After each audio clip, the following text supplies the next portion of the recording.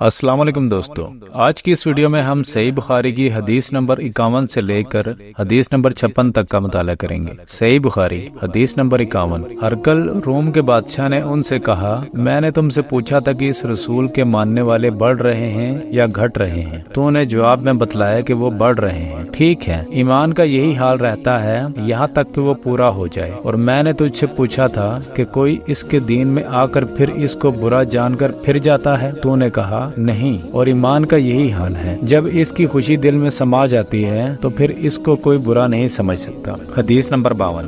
حضرت صلی اللہ علیہ وآلہ وسلم سے سنا، آپ صلی اللہ علیہ وآلہ وسلم فرماتے تھے، حلال کھلا ہوا ہے اور حرام بھی کھلا ہوا ہے، اور ان دونوں کے درمیان بعض چیزیں شعبہ کی ہیں جن کو بہت لوگ نہیں جانتے کہ حلال ہیں یا حرام۔ پھر جو کوئی شعبہ کی چیزوں سے بھی بچ گیا، اس نے اپنے دین اور عزت کو بچا لیا، اور جو کوئی ان شعبہ کی چیزوں میں پڑ گیا، اس کی مثال اس چرواہے کی ہے جو شاہی محفوظ چراگاہ کے آس پاس اپنے جانوروں کو چرائے۔ وہ قریب ہے کہ کبھی اس چراگاہ کے اندر گھس جائے اور شاہی مجرم قرار پائے۔ سن لو، ہر بادشاہ کی ایک چراگاہ ہوتی ہے، اللہ کی چراگاہ اس کی زمین پر حرام چیزیں ہیں، بس ان سے بچو۔ اور سن لو، بدن میں ایک گوشت کا ٹکڑا ہے، جب وہ درست ہوگا سارا بدن درست ہوگا، اور جہاں بگڑا سارا بدن بگڑ گیا۔ سن لو، وہ ٹکڑا آدمی کا دل ہے۔ حدیث نمبر 53۔ میں عبداللہ بن عباس رضی اللہ عنہ کے پاس بیٹھا کرتا تھا، وہ مجھ کو خاص اپنے تخت پر بٹھاتے۔ ایک دفعہ کہنے لگے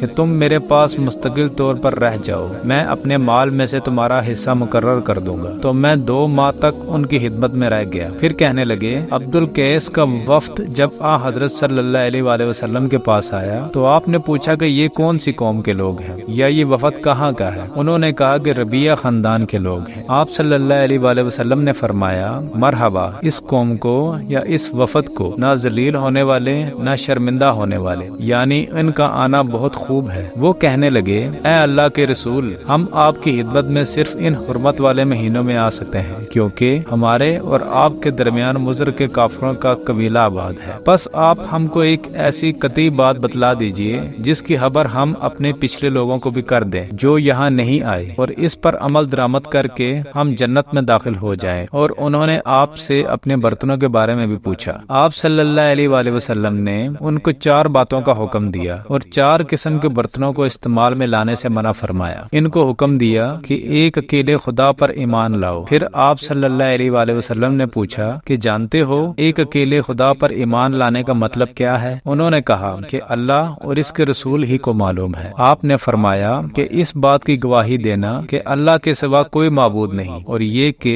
حضرت محمد صلی اللہ علیہ وآلہ وسلم اس کے سچے رسول ہیں، اور نماز قائم کرنا اور زکوٰۃ ادا کرنا اور رمضان کے روزے رکھنا، اور مال غنیمت سے جو ملے اس کا 5واں حصہ مسلمانوں کے بیت المال میں داخل کرنا۔ اور 4 برتنوں کے استعمال سے آپ صلی اللہ علیہ وآلہ وسلم نے ان کو منع فرمایا، سبز لاکھی مرتبان سے، اور کدو کے بنائے ہوئے برتن سے، لکڑی کے کھودے ہوئے برتن سے، اور روغنی برتن سے۔ اور فرمایا کہ ان باتوں کو حفظ کر لو اور ان لوگوں کو بھی بتلا دینا جو تم سے پیچھے ہیں اور یہاں نہیں آئے ہیں۔ حدیث نمبر 54۔ حضرت صلی اللہ علیہ وآلہ وسلم نے فرمایا، عمل نیت ہی سے صحیح ہوتے ہیں، یا نیت ہی کے مطابق ان کا بدلہ ملتا ہے، اور ہر آدمی کو وہی ملے گا جو نیت کرے گا۔ بس جو کہ اللہ اور اس کے رسول کی رضا کے لیے ہجرت کرے، اور اس کی ہجرت اللہ اور اس کے رسول کی طرف ہوگی، اور جو کوئی دنیا کمانے کے لیے یا کسی عورت سے شادی کرنے کے لیے ہجرت کرے گا تو اس کی ہجرت انہی کاموں کے لیے ہوگی۔ حدیث نمبر 55۔ انہوں نے حضرت صلی اللہ علیہ وآلہ وسلم سے کہ